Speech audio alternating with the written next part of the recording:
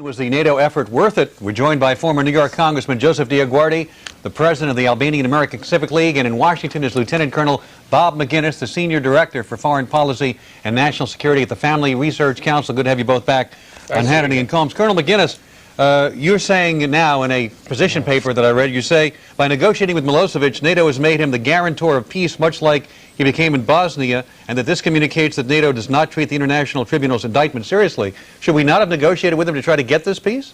Well, this is deja vu, as you know, Alan.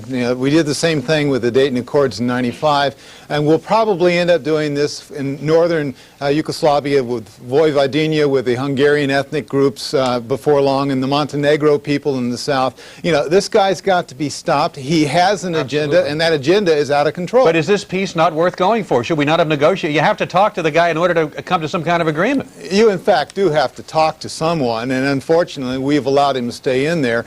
But keep in mind, his success is real. You know, he accomplished his goal. The Albanians have been kicked out of Kosovo. Yeah, they may go back in. That's not certain, given our history in the Balkans. But in fact, the losers here are the United States people and the Yugoslavian and the Kosovar people, and not the politicians. Congressman, why do you say it is certain?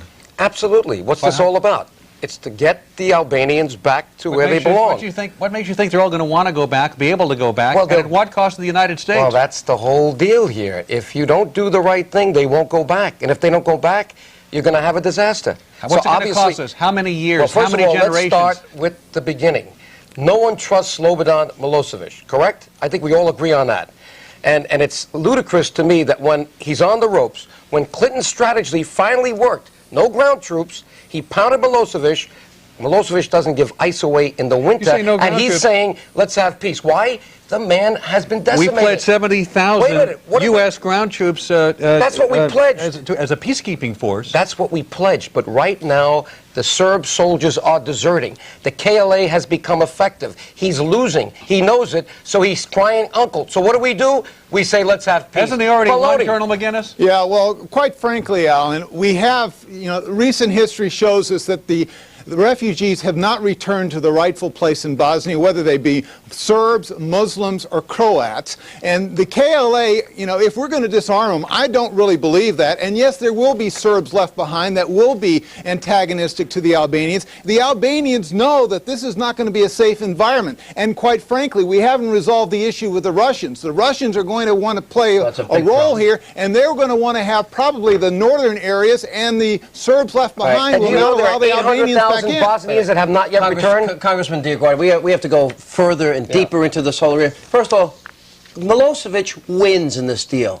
He stays in power. Absolutely he keeps his. Wait a minute. Why do you think have you read this deal? Have you read this deal? He stays in power. He has his military. There's no penalty for his war crimes at all. The KLA, the people that agreed to autonomy, not independence, what they wanted, these are the people that really get screwed. These are the people that get disarmed in the process. What makes you think this deal is going forward? That's what the deal is. Did you hear President Clinton what he said? Are you kidding? He said that we'll do nothing until all the Serb troops are out. And he's going to look at his actions, not his words. I can't believe you're sitting here saying this. This is a disaster. Let me tell you, this deal is done. You want to know why it's done? It's not done. Monica Lewinsky couldn't do it. For 4 years, this guy's had his poll numbers up in the 60s. This 74-day war has brought his poll numbers to the 50s. He's scared to death. He's getting out for political reasons and to save Al Gore. And if you don't think that's a deal, you're wrong. No legacy whatsoever. He has no legacy. Well, at Monica least he's Lewinsky, he has a legacy. He's going to have this one, apologize. that he took down the second Nazi leader that we had in this century, Slobodan Milosevic. Wait a minute, but I don't understand. You don't see this, Congressman. You're shocking me here tonight. You don't see. This is a done deal. I guarantee you, the president's made the deal. You are naive. I would say the same to you. You think the Albanians will go back? The whole deal is to get the Albanians back. Yes. They will not go back if there's one Serb soldier left there. But it doesn't matter. He's going to be in power. He's going to have his military. Listen, and Clinton wanted a deal because this is all politics. Can I say, after what the Albanians have been through since Tito died, don't forget, this didn't start 2 years ago. It started in 1980, and then it was escalated in 1989 with the occupation. Do you think that the Albanians will stand by while Milosevic comes back to the table? I am telling you that Clinton has sold you out. Clinton has never been in this for principle. Clinton is in this. He's scared to death of his poll. If they don't take Milosevic down, the Albanian people have learned from the Jewish people. They're going to go after him like they went after Adolf Hitler. He's now been indicted. And not only did Clinton win, in the process, we killed 2,000 innocent civilians. Killed them. Yeah, slaughtered them needlessly, and he's bailing out of this thing right now for nothing. You forgot about the single greatest military debacle we've seen in this century. You forgot about the Albanians. The carnage here is devastating. Under a just war theory, this is not a just war. Nobody wins here. Unfortunately, you know, we have a lot of civilians that have been killed, hospitals bombed, marketplaces bombed. The UN just came back from Kosovo surveying there. They found that 80% of the houses are destroyed, that most of the infrastructure is destroyed. We don't have a country to send these Albanians back to. We're going to have to start from scratch, and we don't have a lot of time. We're going to take a break right there.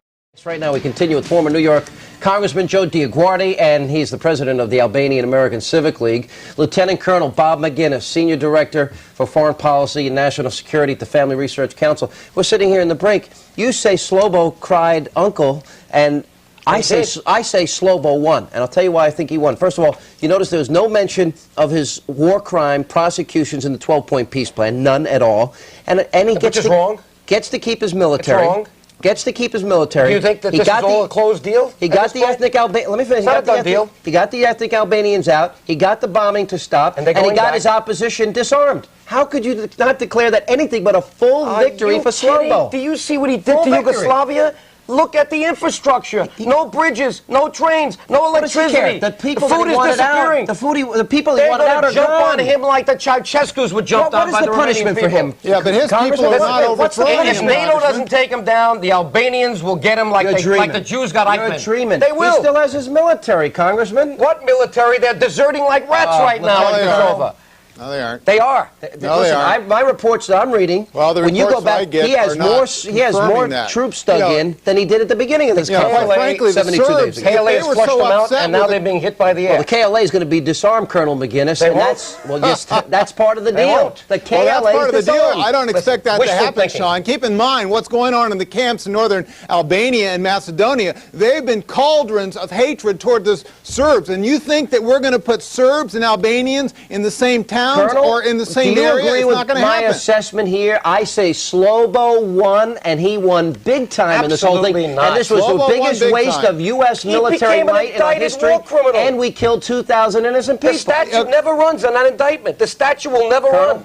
Well, he's a target now for the rest of his life. The indictment, there are a lot of indictments from this particular tribunal, and these people are walking free in Bosnia today, and we could have arrested them a long time ago. Milosevic is going to die of old age before he gets indicted. Well, if he doesn't leave Yugoslavia, someone's going to come in to grab him. Don't count on Congressman, he can say he stood up to the great Satan. He stood up to the United States. That's right. He solidifies his power base. He's now a hero to some of his people. When the Serbian people get access to the truth, which they don't have, and you know it, because the media is totally controlled by him, and when they wake up and they see what he did to their country, you watch how fast he goes. He didn't do it. NATO brought the 10,000 bombs on their head that killed their kids and their families. He started this. He started this. But who do you think they're going to blame? They're going to blame the West, the great Satan, NATO. Right. Let them get information. Alan. Let them get access to the truth. And when do you think that's going to happen? I hope it happens soon. But let's be realistic. Well, I hope it happens soon. I hope it happens soon, too, but let's be realistic. Is it going to happen soon? You can't fool all the people all the time, and even the Serbian people can't be fooled all the time. You're presuming that Serbia is going to all of a sudden become a democracy with a free press and people get access to information? By the way, if it doesn't, we got a big problem. Hey, listen, because if we don't democratize Serbia, today, forget about you would stability in have the Europe. same mess that you have in Kosovo. Go ahead, say it again, Colonel McGinn. If you pull the troops out of Bosnia today, the Serbs, the Muslims would go at it once again. The war, it didn't stop. It basically stopped. There was an armistice of sorts. If we go in there and separate the people, yeah, we can stop the killing. But as soon as we leave, they're going to start killing one another. But there's another problem with Bosnia. 800,000 refugees have yet to return because they didn't like the Russian presence there, and they didn't trust that deal at Dayton. Congressman, how long? Don't do it again. How long should the United States be involved in Kosovo? How many years? How many dollars? How many tax dollars should we be spending? Let me put the question to you. Why did we go in there to begin with? That's a good question. This is an area of vital interest. This case has not been made. It's in the middle of Europe. What vital security interest is brought to bear in the Balkans? You've got Macedonia there. You've got Greece and Turkey.